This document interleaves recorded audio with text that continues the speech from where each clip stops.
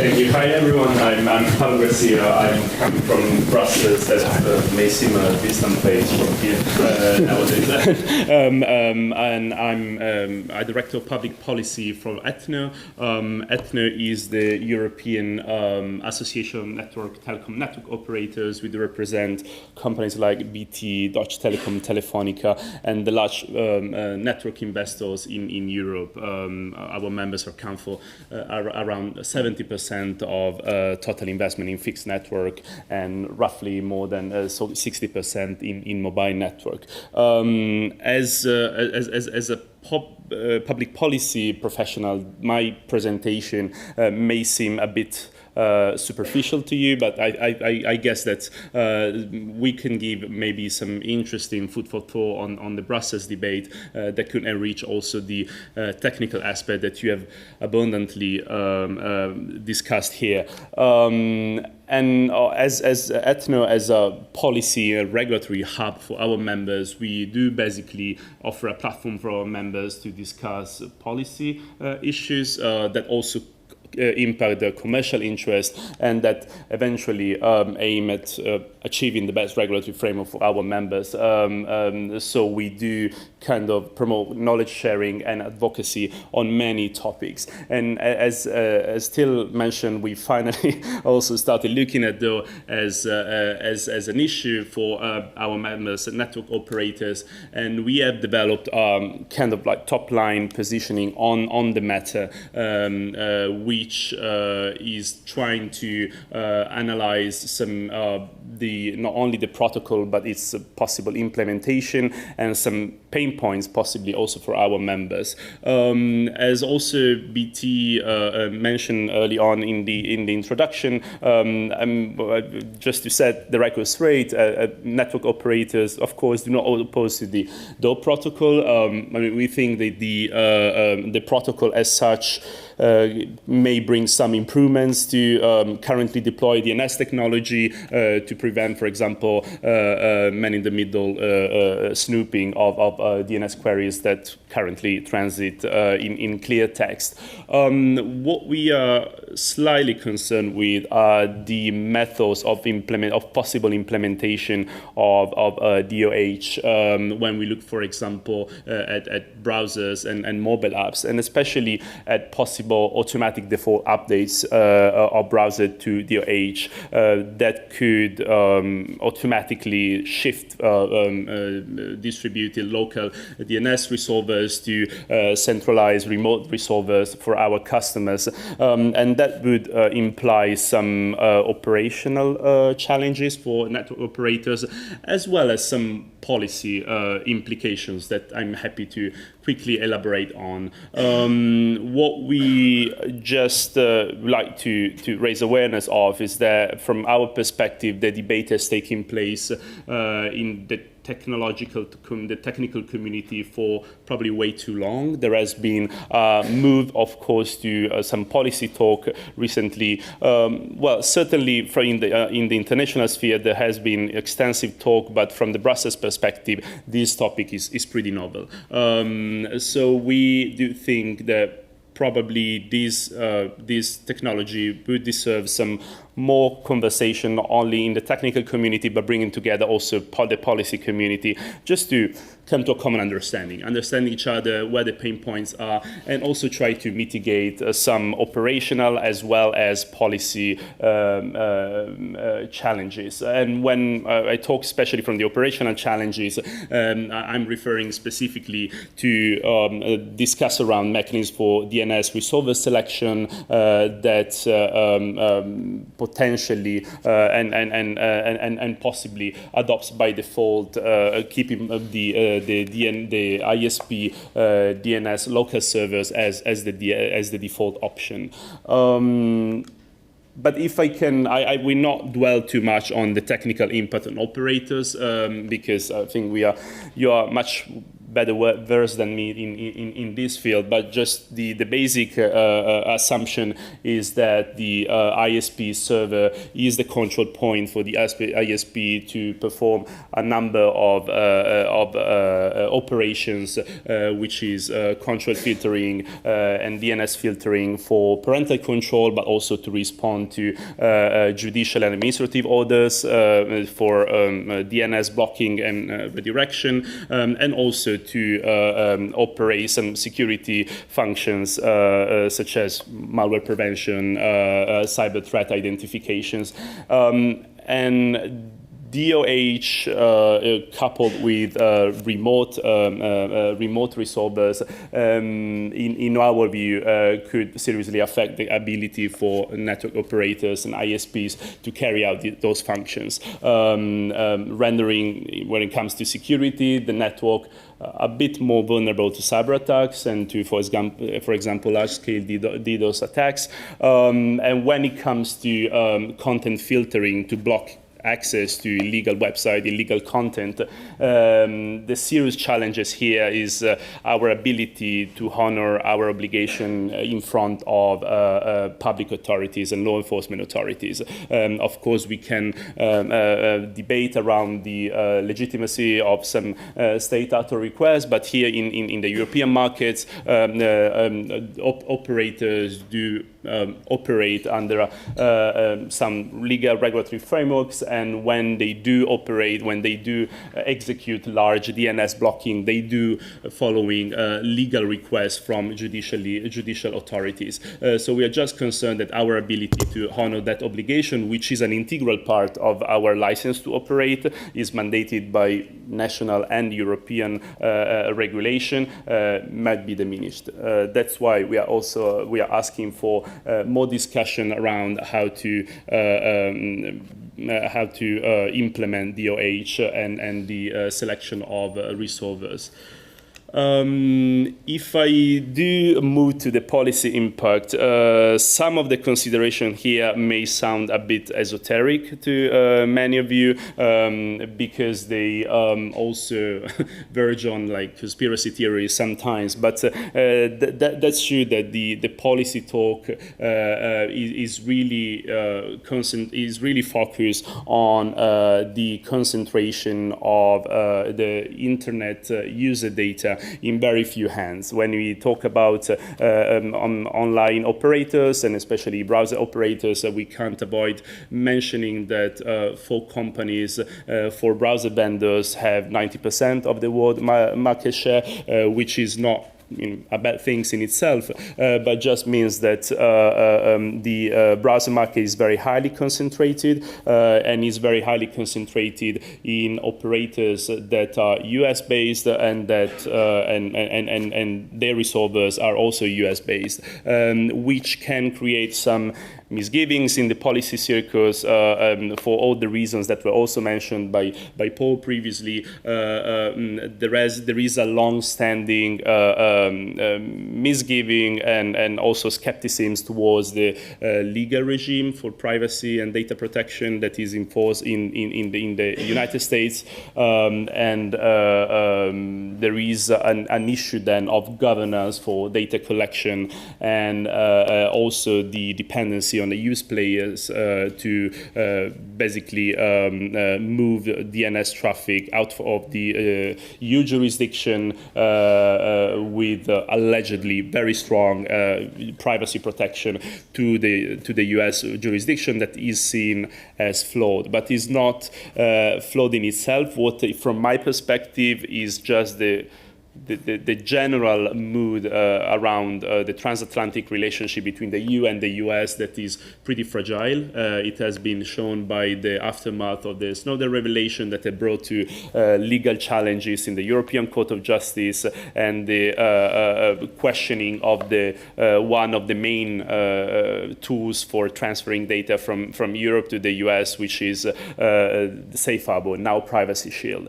This system has been reworked over the past years and months, but I'm just noting that from the policy perspective, that when it comes to privacy protection, the relationship between EU and US is not always as smooth as possible, as mutually understood as possible. So that could bring some questions as to the data governance and collection of US companies that are not as accountable to European regulators as European ISPs.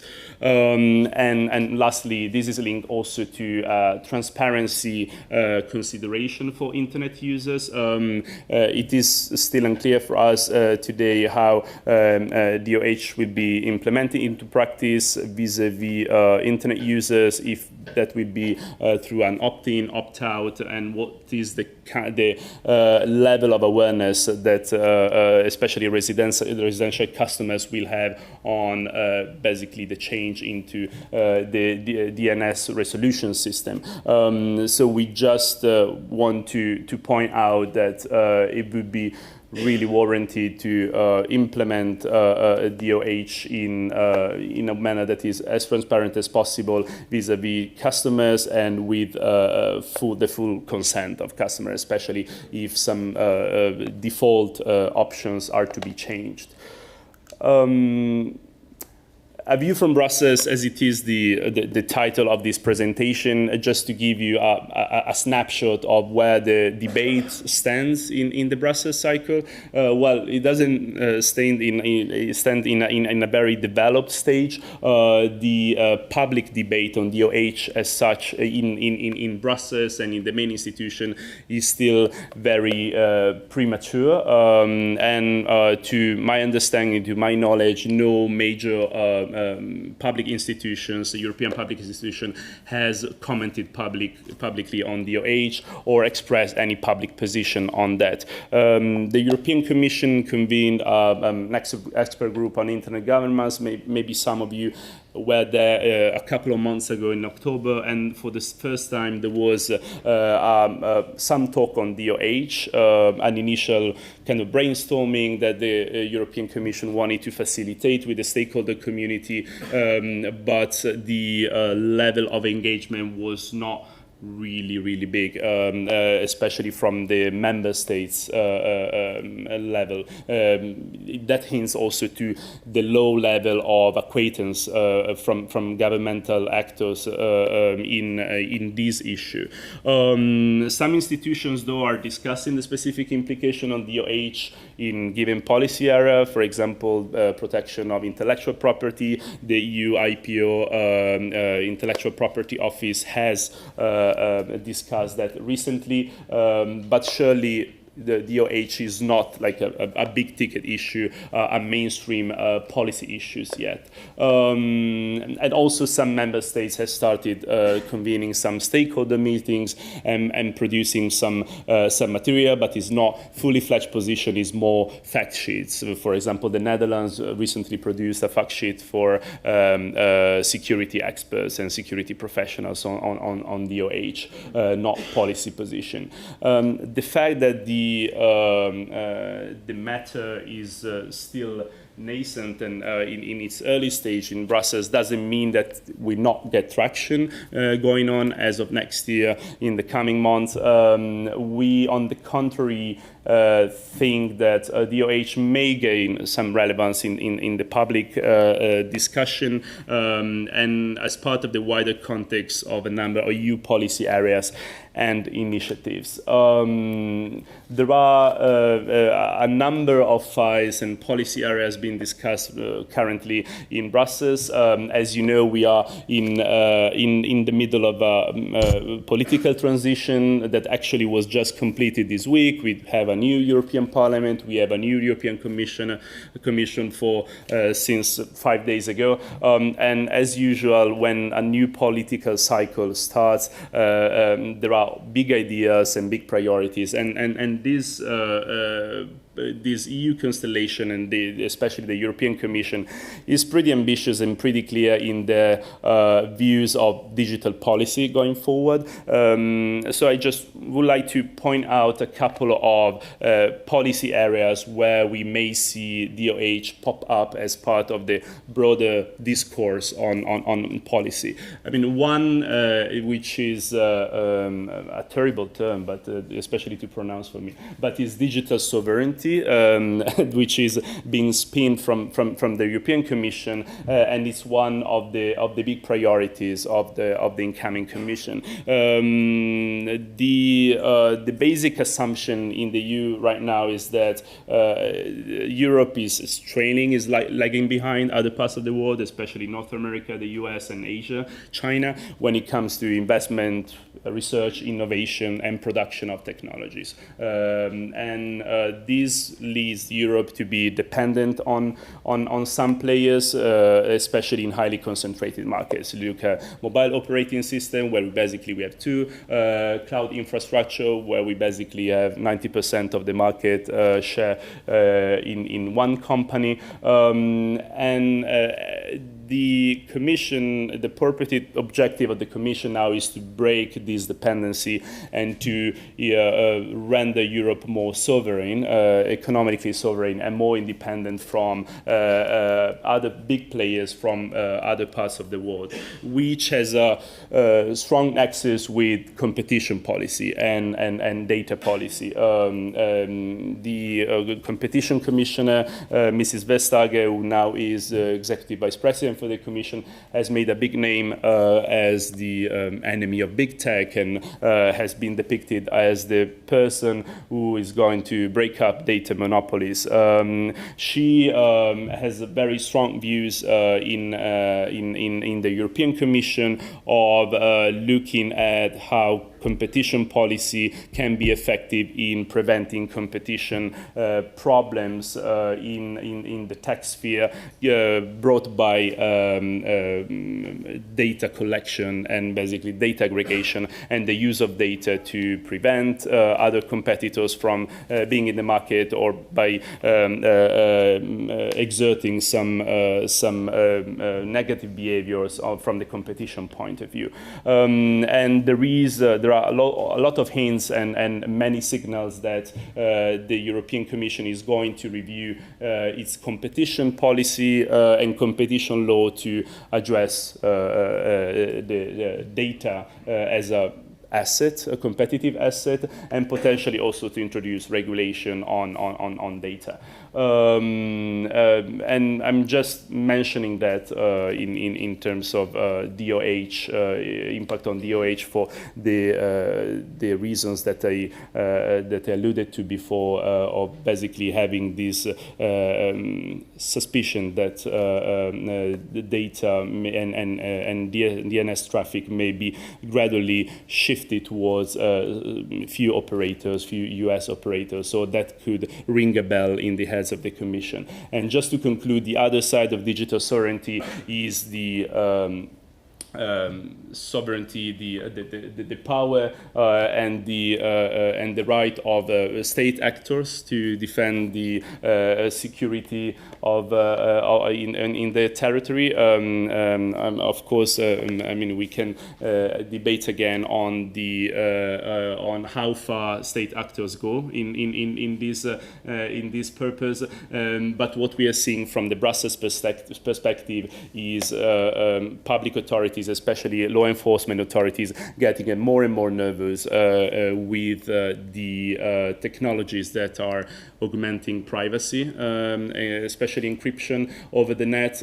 We are experiencing that as network operator with the 5G discussion, where law enforcement authorities are growing more and more anxious with the possibility that 5G brings to basically totally encrypt the traffic over the network. So here, as a kind of addition to what Paul said about increasing the cost of law enforcement, which makes law enforcement more and more aggressive also. Here we can see, we can point to the hunger for regulation that law enforcement has. So it's not just the economic cost, but also the pressure that law enforcement can put on the Commission and a EU institution to increase regulation over the internet.